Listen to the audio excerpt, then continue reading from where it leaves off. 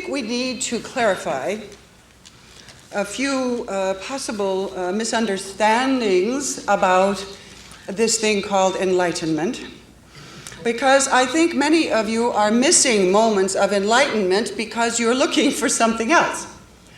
Or put it another way, you are assuming that in order to feel this state of awakened being, this being which you always are and cannot ever not be, that you have associated this with the pain-pleasure idea. And so therefore, if you are in pain or chaos or misery or poverty or unhappiness or illness or your heart is broken yet again, whatever it might be, there is this assumption that if this is going on, that enlightenment must be far away.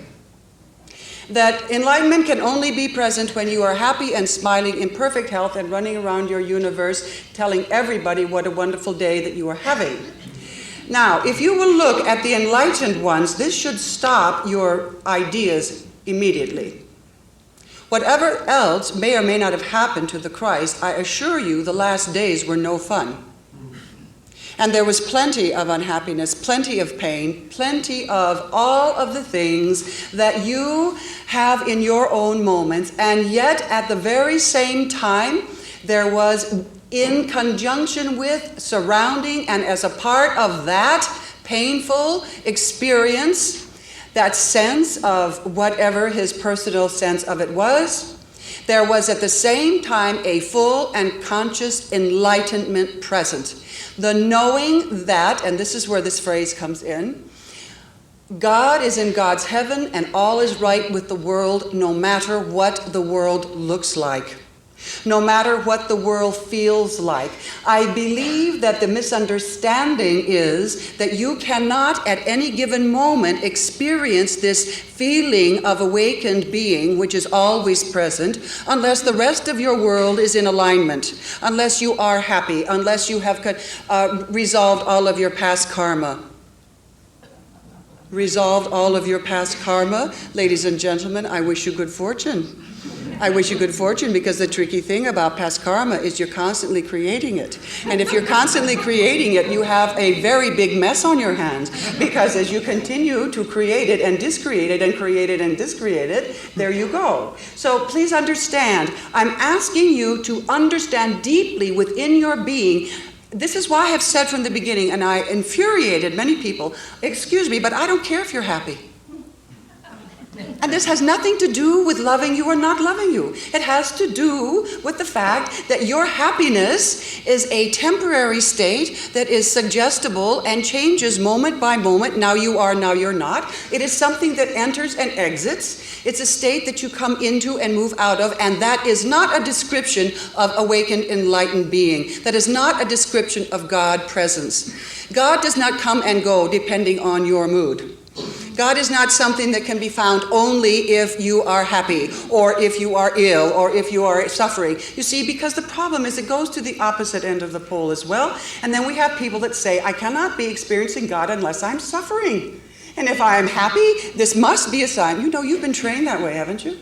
Many of you, that one of the ways to get to this God source is to suffer. You must suffer, and as you suffer, this brings you closer and closer. Well, of course, it does happen to be true that many times tremendous suffering is a wondrous opportunity, because there you are, flat out in your life, full of your misery, and somebody has said, I don't think you're going to get out of this. Either a doctor or someone else, and you said, well, I can't run away. I can't run away from the illness. This is why people ask me why I have mentioned the tremendous advantage of people with AIDS.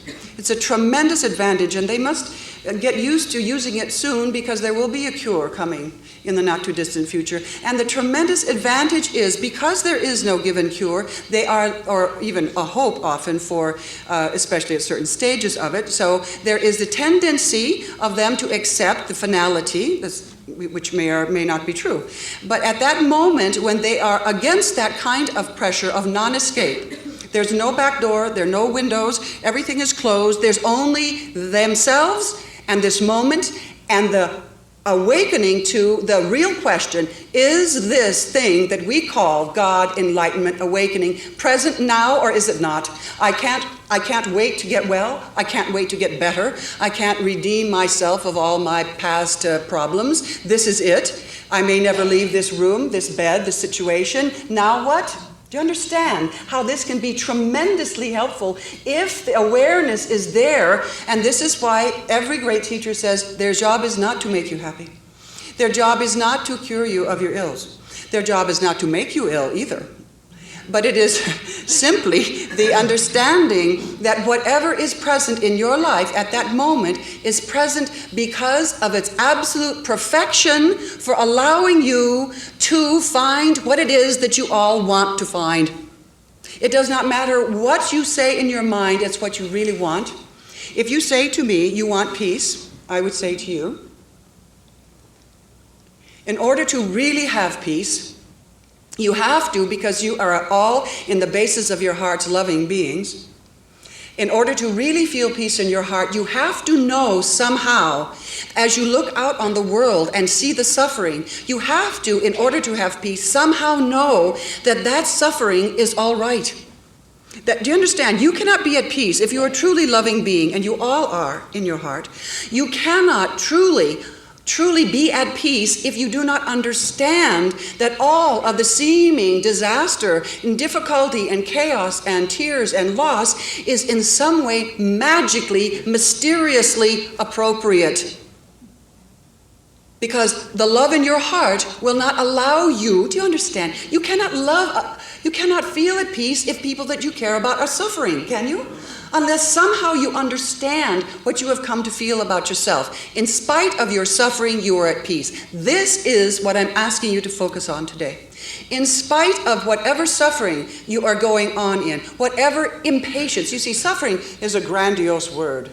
I'm talking about all this impatience, all that rude little snippy, snide, gossipy, nasty little backbiting business that you go on in your minds.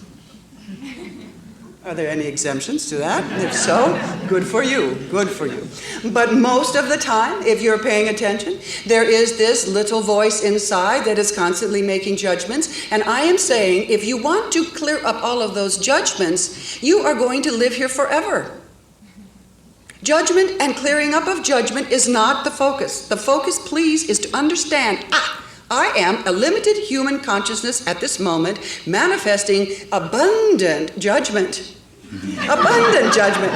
And at the same time, without changing this judgment, without trying to trace it back 100 years to where it began, because then you see it's past lives, and I have this judgment against them because I was their mother in a past life. I mean, endless nonsense can be said about all these things. You see, all mind stuff, mostly not true. All I'm asking is, in the moment of your impatience, as small as it is, now is God's moment. That's the time. In that moment, without trying to fix it, just stop, please, and remember what you don't need to remember because it's ever present. Fall into, relax into the moment and just stop. Stop mind, stop story, stop history, stop idea, stop. And remember, in that moment, absolutely present, closer than hands and feet, is exactly what will bring the peace. Will it change your impatience for a few moments? And then impatience arises again. And then the remembrance comes again. And then it arises, and then the remembrance again. Until you realize that you're no longer having to remember, that it is not something that you do, it is something that just happens. That now you have come to understand the truth, which is that in each moment there is absolutely that great peace that great wonder, that great sense of all's well in the midst of the most excruciating experience that has ever befallen you or anyone else, which relieves you when you finally begin to look for it in the midst of the chaos, instead of trying to get rid of the chaos, get rid of the impatience, get rid of the judgment, get rid of the illness. Stop it. You will never get rid of it all. You know, remember, those of you that have been listening, remember Mary Margaret's dream of seeing this road and endless garbage cans all the way down. And she said, good grief, I've got to go through all those garbage cans. And the voice said, just shut up and sit down. So she sits down in the middle of the road and the dream changes. And it's not about getting rid of the garbage cans. It's not about going through the debris and throwing out this and keeping that and understanding this. That could take you lifetimes. The question is when. The question is only when are you going to stop? Whatever your confusion, in the midst of the most confusing mental states, physical states, painful states, I'm talking about physical pain as well as emotional pain, if you will just do the very simplest thing that we ask, which is to relax and just be it. Just stop the running, stop the changing, stop the fussing. You're never going to fix yourself. I've told you this from the beginning, and I know it's kind of discouraging. Because, you know, the idea is that you want to perfect your ego. And I have tried to tell you from the beginning of our work together that is not possible. Egos are just a combination of thoughts. And in the end, you have good thoughts and you have not so good thoughts. And some of you have more good thoughts than so-called negative thoughts, and therefore your life seems to be more pleasing. But that has nothing to do with enlightenment. That has nothing to do with awakening. That has nothing to do with anything, except it turns out that if your ego behaves better, people do tend to like you better. I mean, it's just the fact. But having the whole world love you doesn't get you enlightenment. Having the entire world at your feet. In fact, that would be a good way to probably never get it. To have the whole world at your feet adoring you, my, what a temptation that would be. But the whole point here is whether people like you or not, whether you like yourself or not, is irrelevant to awakening. Do you really think that the only people that are awakened are the people that go around saying, I'm a marvelous person?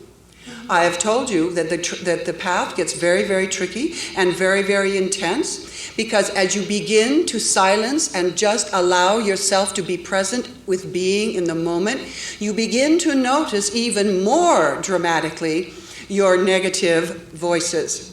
You begin to notice much more often your judgmental statements against others. And there comes the difficulty and the temptation, and I'd like to clarify. Don't try. Look, if you want to perfect yourself, by all means. I am not speaking against any kind of therapy, 12-step, nothing of that. They're all magnificent.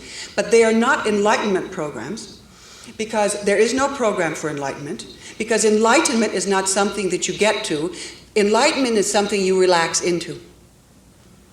God is something you relax into. It is not something you earn or strive for and locate. It is something that you relax and absolutely expect to find. It is not something distanced that you have to get the roadmap. It is here, it is now. If there is any change in the approach of the so-called New Age, it is right here, which is finally there is enough energy available on this planet for those of you who wish to do so, to relax into the momentum of this spirit of total awareness and know it fully for what it is. But you will never find it if you keep focusing on trying to get the debris out of your life. If you keep focusing on trying to get rid of all the negative aspects, the illnesses, the pain, the suffering, the sorrow, the grief, whatever, it will never end for you, my friends. So then what is the solution? Obviously, it seems to me, is to just listen very carefully to what you've heard. And in the presence of whatever is present, if it's some kind of, let's take the opposite side. People don't look at this side either. Let's say that one moment you have done it all right. Everybody at the dinner party is just loving you and appreciating you and applauding you, your great erudite discourse on whatever it is you're discoursing, and everyone is beaming at you and you're full of this feeling. Right then too, Right then too, not waiting for the moments of the impatience, right then too, are you willing to move your awareness away from that flush of ego delight and just relax into what has nothing to do with the positive and negative polarities of ego? Are you willing to give up that wonderful little jolt of ego joy to just relax into what is ever present? Or are you going to carry on a story about that? Are you going to let your mind grasp it and say, oh, you see, you are a wonderful person. Yes, you are the very best. Endlessly, do you understand? This is all talk. It's all talk.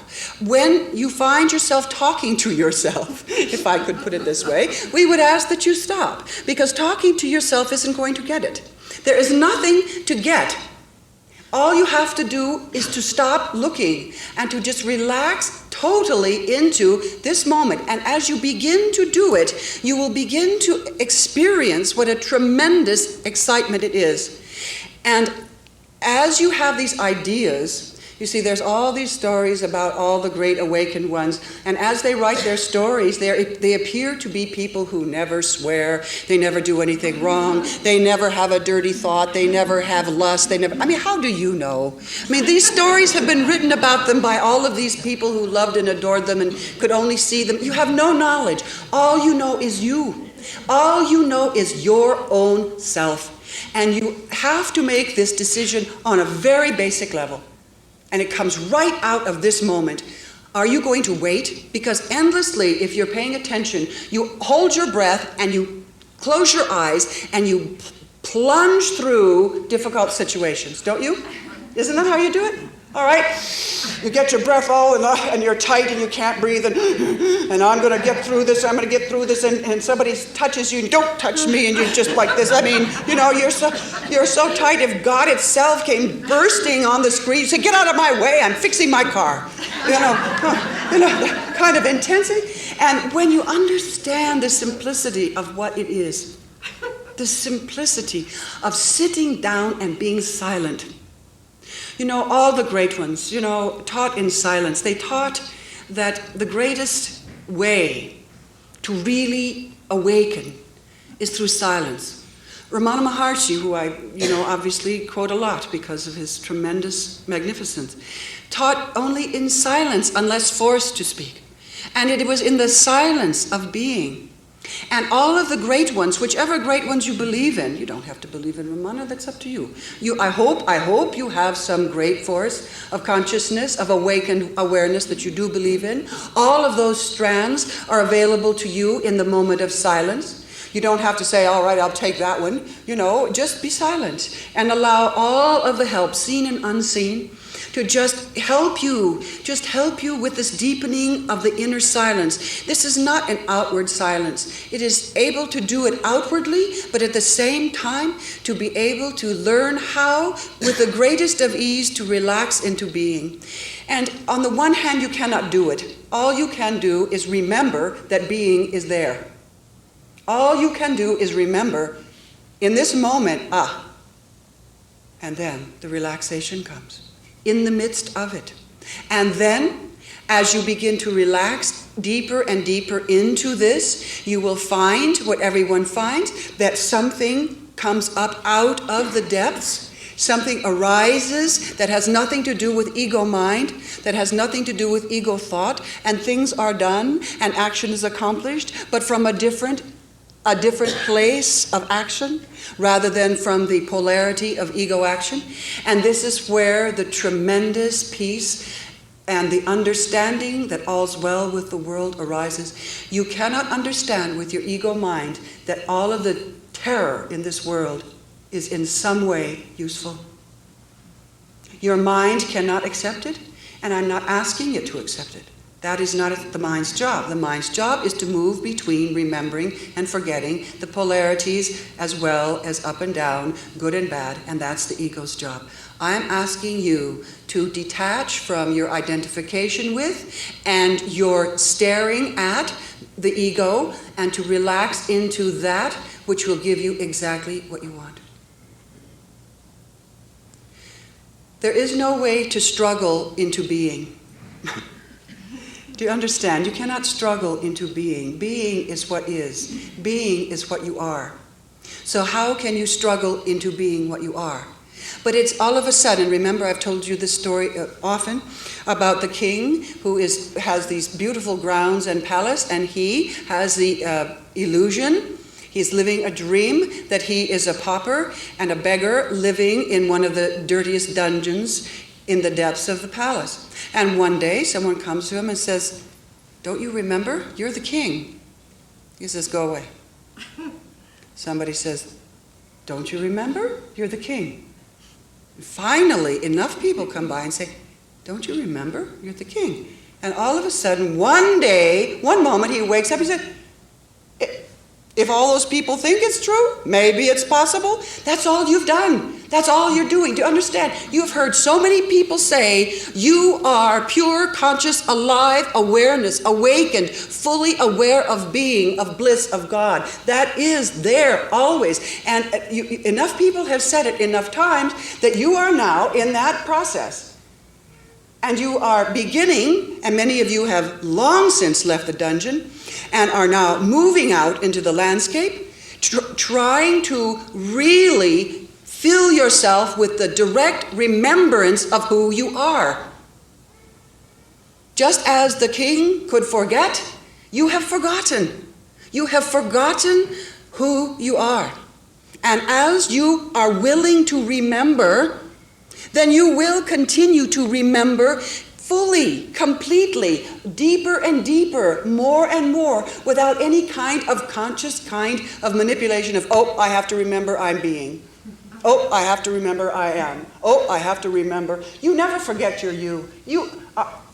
Aren't you always aware of yourself as ego, ladies and gentlemen?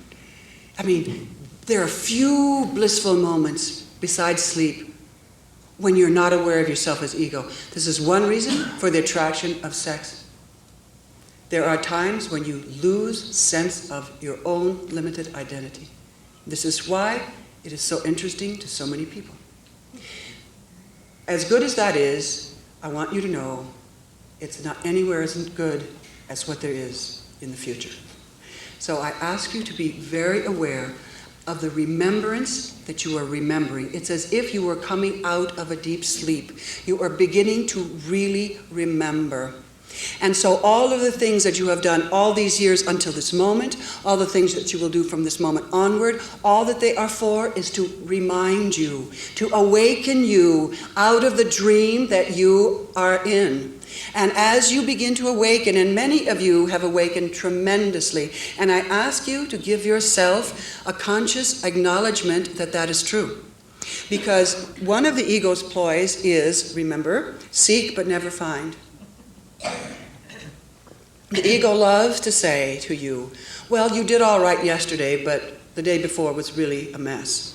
You'd say, well, yes, very good, but don't forget the other day when it was so disastrous. It goes back and forth. And this polarity puts you in doubt, and when it puts you in doubt, it puts you in a sense of helplessness, of hopelessness. I'm not going to get it. You might wake up one morning, I'm never going to get this, I'm never going to know. Well, that's the ego. Now you're down at the opposite end. And then there will come another morning, you go, yes, I am. And I'm saying, who cares about either? At that moment, when you're depressed, when you're dismal, when you're feeling sorry, when you're sucking your thumb and feeling very little, at that moment, remember, stop it. Just stop it. And relax and be in the moment totally, fully. If there is fear, whatever is there, meet it fully. No running away, no explanations. When you wake up at 3 a.m. and all the horrors, they seem to just wait and just come in. Isn't that a great time? And here they come. Maximum opportunity if you know what to do. We've lectured you endlessly. Here it comes again. Don't fall asleep, too many of you. You've heard this endlessly. Please. All of a sudden you wake up, you're in fear. Now, what most people's ego wants you to do is say, oh, my goodness, now I've got to work on this. Where did it come from? What does it mean? How can I get rid of it? Endless. My friend, when you fall into sleep, you move down through the different levels. We've discussed this as well. You move down through the different levels, and you go through different dramas that have different currents and placement in your life. And some of them are pleasing, and some of them are not. And what difference does it make You do not have to clean up all of your 2,000 karmic years. 2,000 sections of karma. Some of you have lived, 2,000 years? 2,000 lifetimes, that's the word I'm looking for, 2,000 lifetimes. That's a lot of garbage cans to go through. And I'm suggesting that it's an endless job, and that I would suggest to you, when the fear comes in, instead of trying to talk about it, to explain it, to make up stories about it, which are probably going to be false anyway, if you would please just feel that fear fully. Do not run with your mind. It is your mind that begins to tell stories. And the mind says, if you run with me, I will solve this. And I will tell you something. It is rarely true. Because you are usually working with a phantom. The fears that arrive in the night are rarely real in the sense of being real events. They are usually just things that have come together out of your stress and fear level and presented images of your terror to you. There is nothing to do with your be terrified, but be totally terrified. Do not try to stop being terrified. Be willing to be terrified. What's so bad about that? You see, you run from something that is very simple. It isn't hard to be terrified. You're terrified all the time. But you're just not conscious because you have so conditioned yourself to distance that you aren't willing. And at night, when your defenses are down, here it comes. Now, is this a negative attribute? Is this some diabolical devil with a red tail that lurks and comes out at night in order to get you? Now, ladies and gentlemen, I hope we have come far enough to know that that cannot be so. What is true is just another magnificent moment of you in an awakened, physically awakened state that has been given an opportunity to do something with the force that has been chasing after you for lifetimes, and that is the force of fear. And when you just sit down and you can do this. Instead of telling stories, you wake up and say, oh, I wonder if I'm going to have cancer, and I wonder if I'm going to end up there, and I wonder what's going to, it's going to end up all the stories. Stop. Or if you have a present difficulty and here it comes at night, stop. Stop it, please. In that moment, if you will just allow yourself to fully feel that, just without any barriers, allow yourself to feel that fear, to allow itself to play on you. You will find in a few moments you go back to sleep. If you do not do this, your mind will carry you endlessly down possibilities, taking you into ever more difficult dark roads, ever more, and you will wake up a mess. In fact, you may not even get back to sleep. These are force fields that chase you endlessly. All we are asking is that you be willing to stop. You aren't going to clean up all of your past lives, and you don't have to. But what you have to do is to be willing to stop, to be willing to face all of it. Just to be willing, without mental explanation, without emotional excuses, without the yes but. Do you know about the yes but? Without any of that. To just be there in a willing state. And in just a few moments, that fear, which has seemed so pulsating, so immense, begins to open up in a different way, and you begin to sense what is inside of it. And instead of reptilian consciousness or something weird, what is really in there is the pulsation of light. It is the pulsation of the very same substance that is contained in any visions you might have of an angel, or a feeling you might have of exaltation. In the heart of any of these is the very same substance. Absolutely no difference. You take its outer garments for what it really is, and you become frightened. I'm asking you to be absolutely courageous. Stop running. Stop running. Someone called Mary Margaret and said that he felt that he was dying of AIDS, and he was spending all of his time trying to convince himself that he wasn't. And all of a sudden, it came to him that the difficulty was that he had to let go and accept the possibility that he might die. The moment he allowed that fear, which would ever hurt on his shoulder, to enter fully, immediate relaxation. Immediate relaxation. He was running from the fear. He was not running from a reality. In fact, who knows whether he will live or die? Eventually, of course, he will die, as will all of you, in case you have forgotten. I just wanted to remind you. But my point here is that his hell was not the disease. His hell was a made-up idea in his mind, a fearful thought form that just sat on his shoulder and followed him. Do you understand what I'm talking about, ladies and gentlemen? Do you understand that these are the demons that you are carrying around with you in your mind? When it is time to die, when it is time to be ill, in that moment you will have the knowledge of what to do, how to do it, and why it's happening if you will stay focused in the present. You are not helpless children wandering around a minefield called life. You know, there's something quite different going on here. And you are capable of the most amazing awakenings. All I'm asking is stop asking your ego mind to explain. They cannot. The ego mind cannot describe to you why any event happens. But there is a part of you that there's the intuitive, and then right next to the intuitive is the wonderful realm of pure conscious awareness. And when you go to that part of you that is the silent, relaxed, even for a moment. I'm not asking for 5 minutes. I gave that up a long time ago. I'm asking just a few moments, ladies and gentlemen, just a few moments. And then again, a few moments. You will begin to feel the pulsation of the integrity of the choice. Your ego will never give you a satisfactory answer because the ego's job is to present you with 2 computer printouts, one with yes and one with no, one with right and one with wrong, one with you're good and one with you're terrible. You see, you're good and evil. You've got all the polarities. Those polarities are only bound in the ego sense of things. And right next on, abundantly present, if you'll just stop and relax and allow, you will begin to have what is there reveal itself to you without your thought. You cannot think yourself to your being.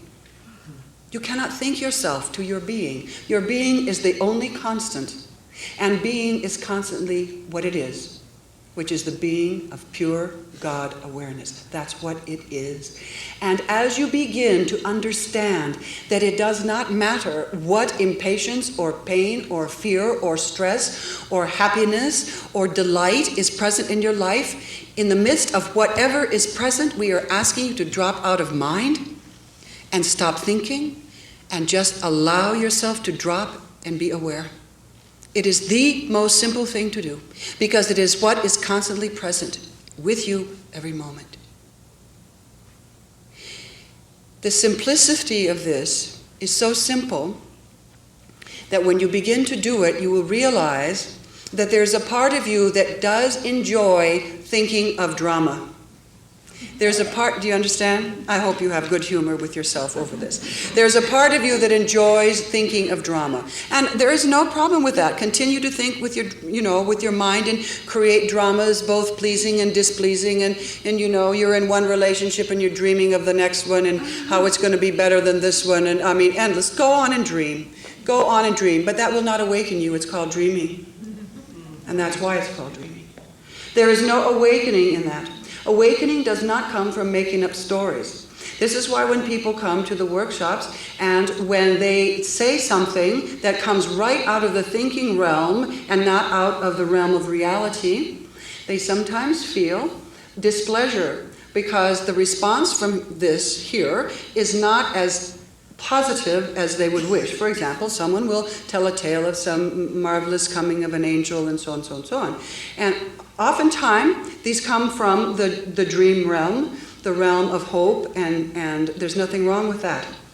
But my friends, it doesn't matter what you dream. It doesn't matter what your life looks like. What matters is you are constantly seeking and searching, and you're looking, here we are, say it again, you are looking externally for that which you will never find. You must understand that the life outside of you will go on. There will be ups and downs, there will be good and bad. If you are trying to have an only good life, my ladies and gentlemen, you are bound to fail. Because no matter what else you do, you will die. And unless you can die with a knowing of what you are dying into, there will be fear. and when you can not dream and think, but experience what is ever present and what you die into. When you know that for even a moment, there is never any fear. And this is an absolutely now viable opportunity, and I'm asking you not to miss it. It's all entirely up to you. There has never been in the history of mankind such a magnificent moment. Everything is appropriate. Everything, if you could put it this way, is in place. There's plenty of tension on the planet. There's plenty of all of the necessary push on the ego level to get you to awaken to the awareness that maybe it is not ego life that will give you the peace that you're really looking for. There is, and if nothing else, there's always old age. Old age is the most wonderful gift. And this is one reason, I think, why people grieve when children die. Not only, they say it's because they haven't lived their life, but I think in reality, since you all know that your biggest hope is to awaken to the light of God consciousness, what that states is, well, the chance has been short-circuited. And so now there has to be a repeat of the process. I think much of the grief of young ones dying comes from your deep knowledge that if you can just stick it out long enough, the chances are you'll wear your ego out and you will just quit. You know, one thing that's exciting about all of you, you are living 3 lifetimes in one. We've talked about this before. You're aware of this. You are 3 lifetimes in one. You are wearing your egos out at rapid rates. And the wonder, that's a wonderful excitement because it means you are finally understanding whatever happiness I secure outside myself is limited and will end. It will end and die. And I do not want that. I want something much more life-giving now. And all I'm asking is that you take your own wishes seriously. And in saying this, I would like to talk for a few moments about what is at the heart of all your addictions. Everyone in this room is addicted to something. And once you understand that, I hope this stops your judgmentalness about all of those who are addicted to that. You see, whatever the that might be. Because when you begin to understand addiction and what it is, you begin to understand the tremendous gift. I'm not asking you to all go out and get addicted on yet another thing. You all have plenty going on just where you are. And one of your greatest addictions is the addiction to thinking that if you just think the right thought, that you will be happy. If you'll just read the right book, you will awaken. If you just see the perfect video of the perfect master, you will awaken. And none of it is going to do it. And this is one of the final addictions. But all of the addictions, from those that you consider the most difficult to those that are considered the most exalted, the same thing pulsates through all of them. It is not the addiction. You see, there's tremendous confusion. And the real truth here is that pulsation that says, I want something. I know there's something more. I know there's something more. So I'm going to eat something or drink something or take something or do something or work something or whatever it might be, whatever your something might be. The idea behind all that, before the action of doing the trying to cure yourself or fill this addiction, is we're asking you to realize what you're trying to fill is this huge hole of longing for God. And that is what you're trying to fill. And it takes lifetimes of trying to fill it with other things until you finally realize it isn't going to do it. That all of these, then that pulsation, that which took you into your addiction becomes the friend. It becomes that which honestly awoke you to the fact, this isn't working. This isn't working. Finally, this isn't working. And after lifetimes and lifetimes of this isn't working, one lifetime you stop, and just like the king, somebody says, that's because you're trying to do it in the wrong way. You're not going about this the right way. We have a few suggestions if you just sit down quietly, and let's go through them. And then all of a sudden you begin, but at the heart of every addiction, my friends, I don't care how perverse you may see it, at the heart of every one is this same immense longing, this abyss inside of your heart that just yearns to be filled. The idea that something outside can be put into this that will fill it. And of course, what you find out is the more you put in, the more it takes to put in. The more you have to add and add and add and add. And finally, one moment, the awakening comes. I have told you from the beginning, and I received tremendous displeasure from many, when I said that I could not really feel sorry for you in the midst of your addictions. That indeed, I asked you to look upon them as one of the greatest friends. But if you fight them, or if you move toward them or away from them, you are missing the point. You are missing the point. In the moment, in the very moment, I've talked to you personally about this, many of you for years. We've come to personal counseling about various addictions. All we have ever said is you must simply stop and absolutely allow that tremendous force of that yearning for whatever it is you're yearning to just face it fully. To not try to run away from it and do not try to satiate it. To simply sit with it. That means whatever it means to you. Do you understand? It is the facing. It's the same thing as facing your impatience. No running away. Just stop, because in the heart of every addiction is this incredible yearning, and it is the very same thing. You are running away from that which you're seeking.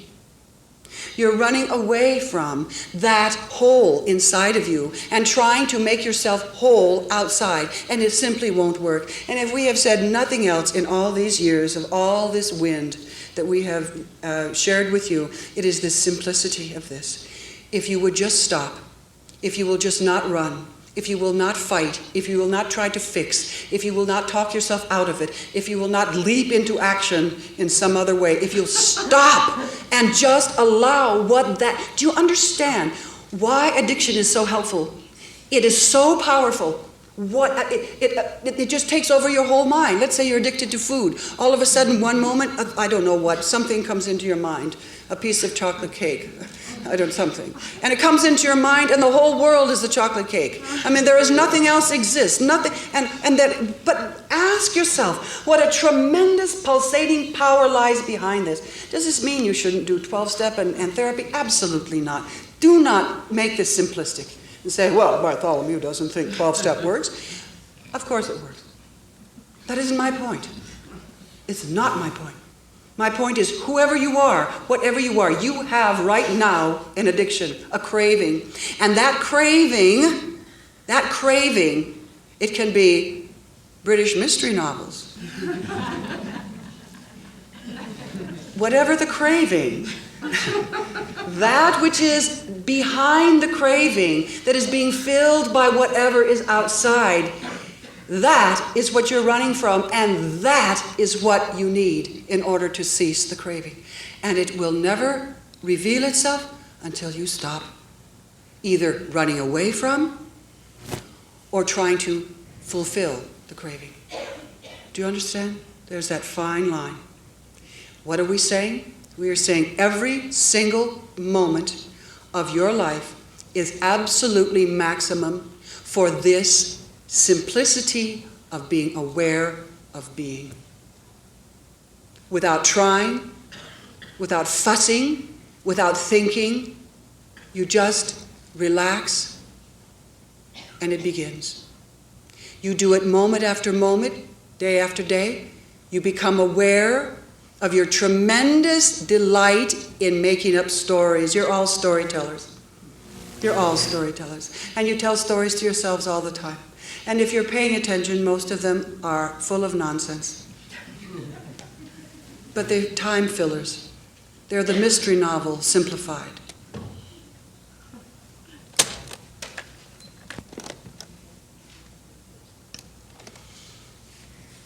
I think the reason that you believe that you have to get rid of your impatience, your angers, your judgments, in order to be who you are, is because most religions postulate that you have to move away from the dark and into the light.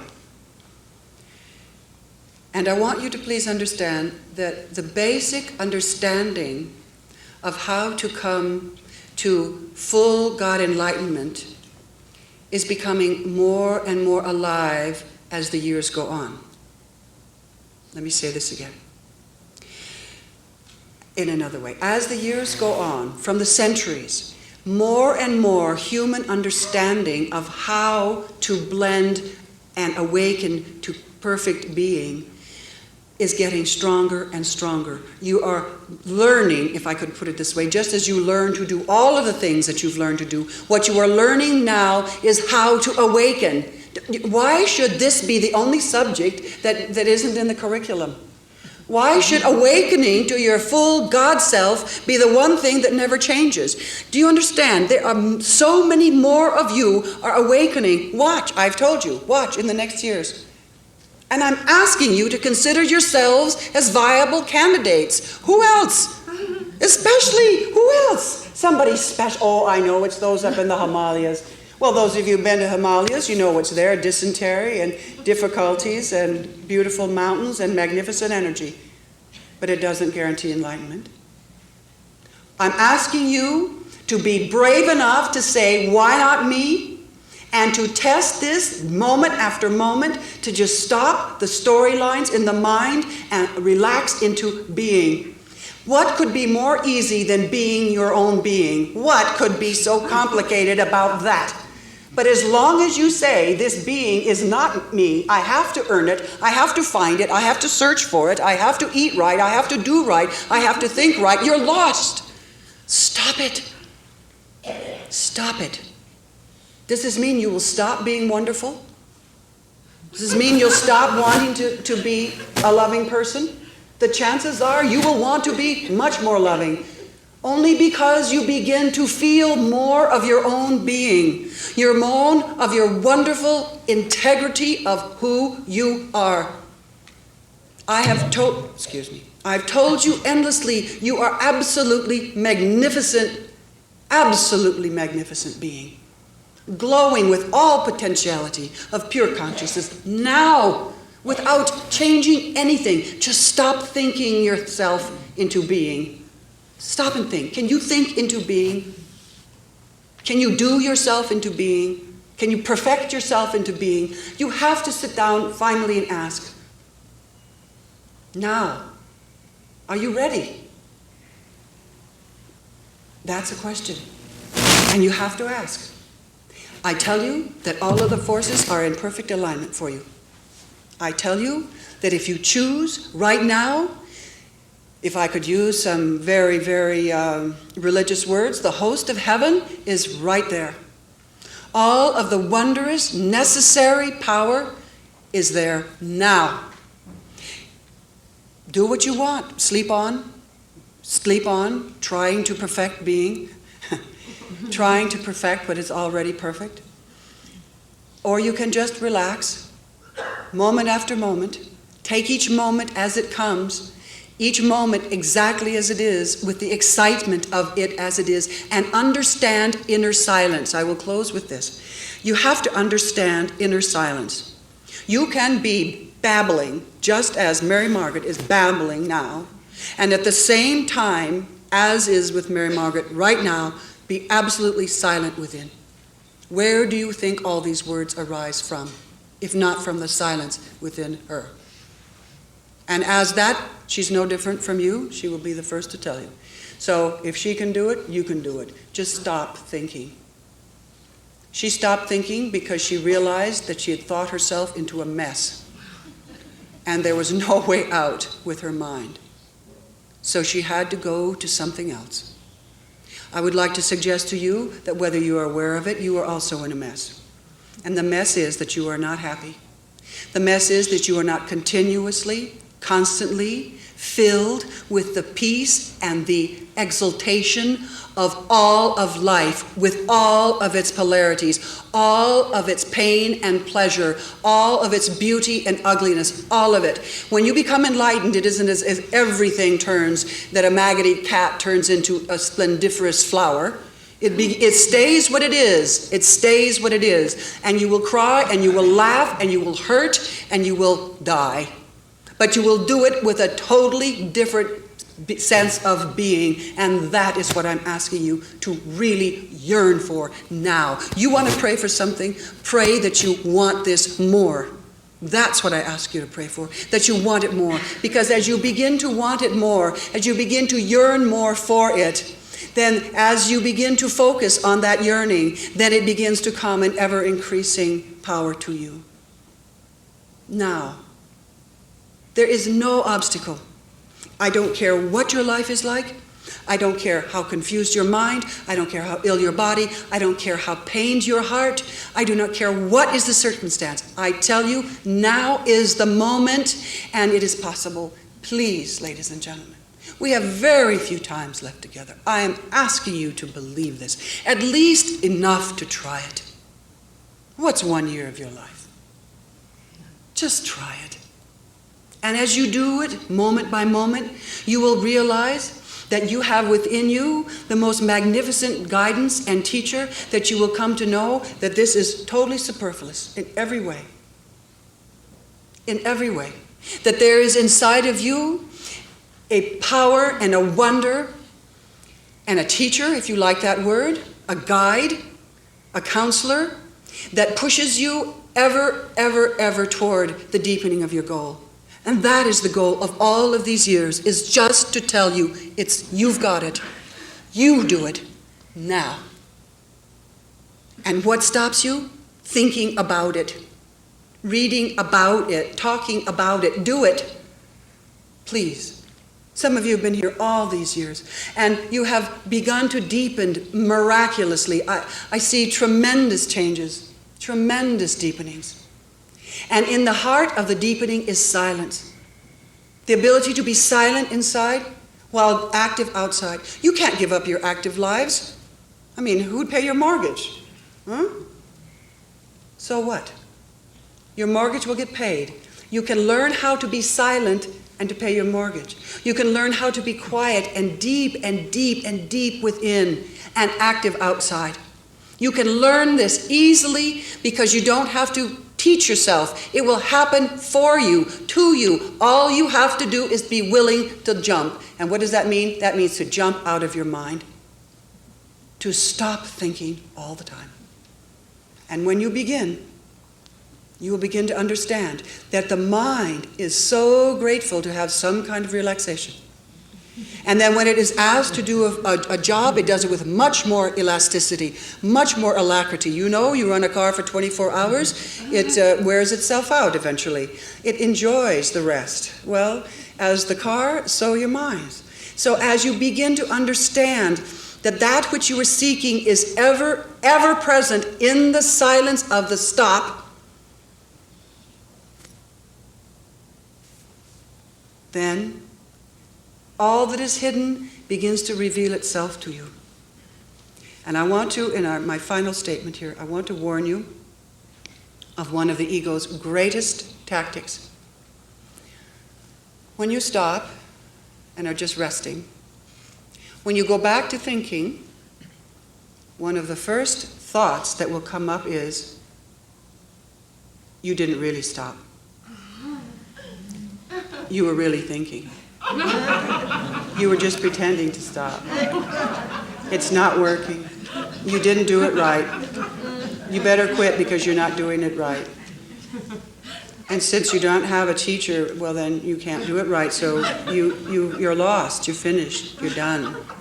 Understand? That is the first voice that the ego will present to you. And I ask you to laugh as uproariously then as you are now. Please. That is the great way to defeat your own knowing. And it will lie in wait for you, I promise. Because its job is to stir things up.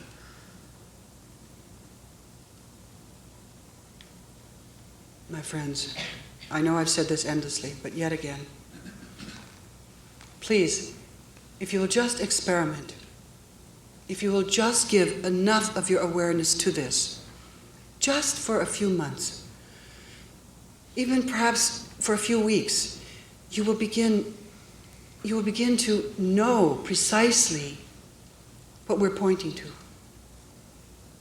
And that itself will be the most incredible opening, that it will carry you to the end of the goal.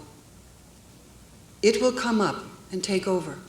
All we're asking is that you believe even a fragment enough to try this. And as you begin, all of it will be opened unto you. That is the promise, you know. It's always been the promise, and of course Christ said it beautifully. Knock and it will be opened. And it's in the silence of the heart, just silence. Shh, stop. That which is ever present knows it's being summoned. It knows it's being sought. It knows. And remember, every real prayer is always answered. I ask you to find that out for yourself. And I also thank you for your patience, your attention. Thank you for